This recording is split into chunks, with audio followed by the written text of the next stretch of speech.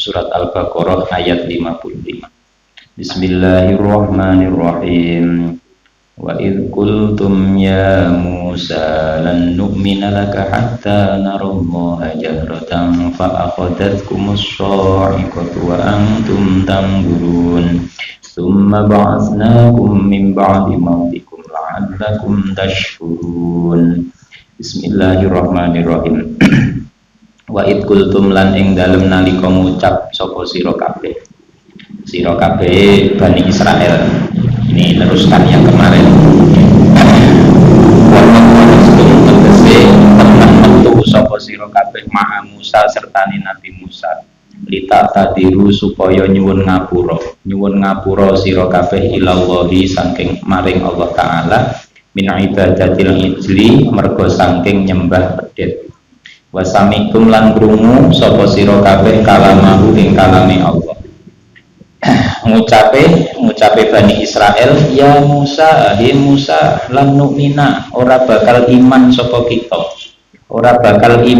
kita laka maring sira hatta naro hingga weruh sapa kita Allah ing Gusti Allah jahratan kelawan ngedeng niku terang-terangan. Iki Bani Israel niku ngece, disuruh iman malah lan nu'mina laka hatta narallaha jahra. Kami tidak akan pernah iman. Jadi lan niku ada huruf nafi, niki nerangkan nahwu dulu ya.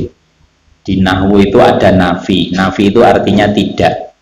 Kalau pakai la itu biasa, tidak. Tapi kalau lan kayak di ayat ini pakai lan itu tidak akan sama sekali. Jadi sama seperti lan tanalul birra hatta tunfiqu mimma tuhibbun. Kamu tidak akan sama sekali mendapat kebaikan, memperoleh kebaikan hatta tunfiqu mimma tuhibbun, sampai kamu menginfakkan apa yang kamu senang. Jadi bahasanya pakai lan. Jadi sama sekali tidak mendapat kebaikan. Kalau di sini begitu, lan nu'mina laka, sama sekali kami tidak akan iman padamu hatta narallaha jahran, sampai kami bisa melihat Allah jahrotan dengan terang-terangan.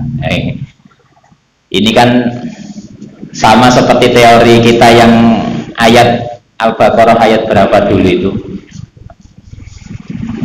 Wa yadunnuna annahum mulaqu rabbihim. Jadi orang-orang Bani Israel itu punya punya keyakinan annahum mulaqu rabbihim. Jadi nanti di akhirat mereka akan mulaku, ketemu Tuhan.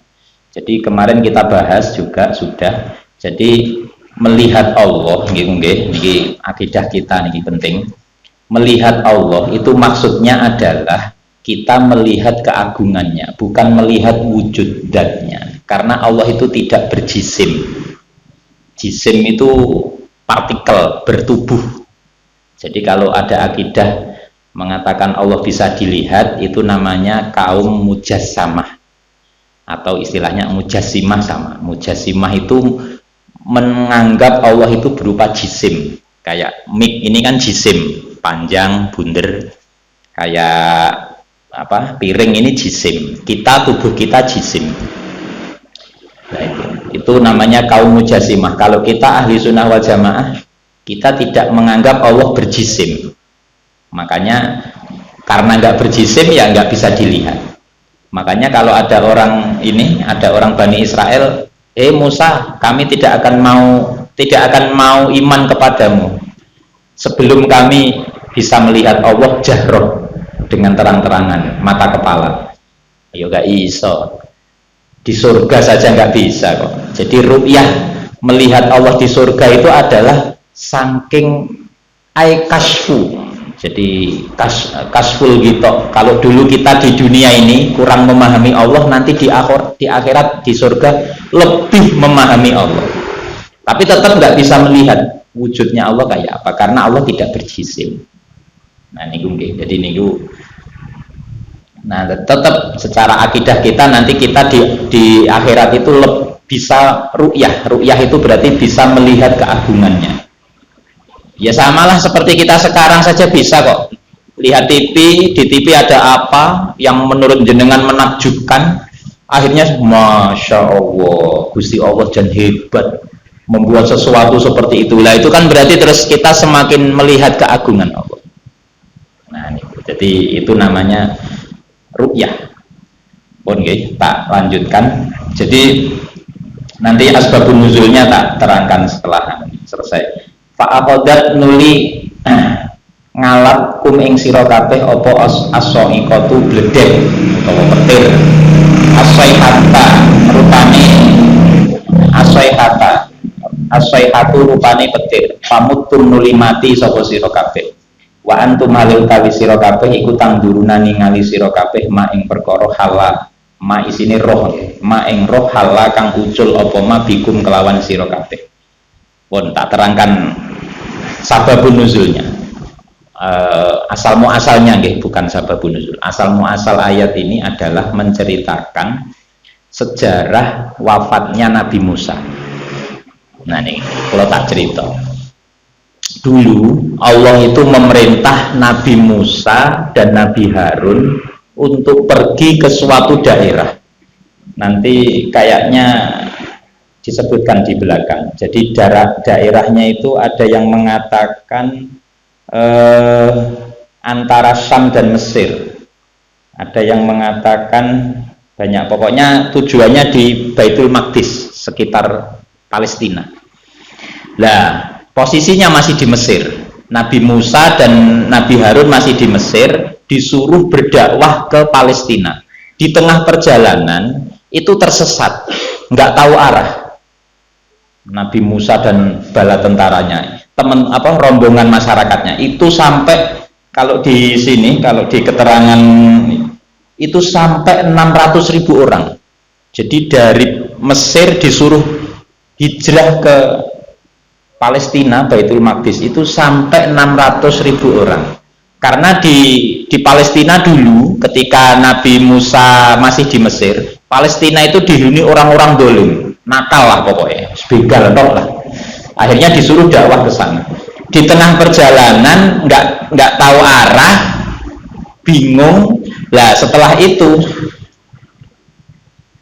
turun hujan, turun petir dan seterusnya. Akhirnya orang-orang semuanya sudah mulai putus asa. Nah ini setelah mulai putus asa, pada lapar lah, nanti pada ayat setelahnya ini diterangkan, kemudian Allah menurunkan wa anzalna alaikumul manna wasalwa. Jadi Allah menurunkan manna wasalwa. Manna itu manisan, madu lah, madu, wasalwa itu manuk, manuk doro apa.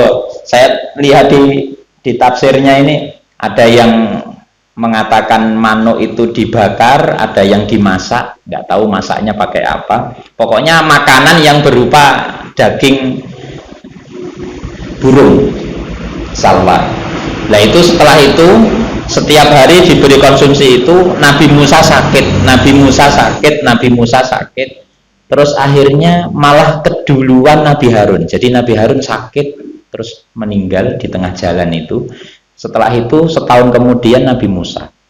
Jadi Nabi Musa meninggalnya itu di tengah perjalanan, hampir sudah sampai Baitul Maqdis. Nah itu akhirnya di sini juga diterangkan begitu.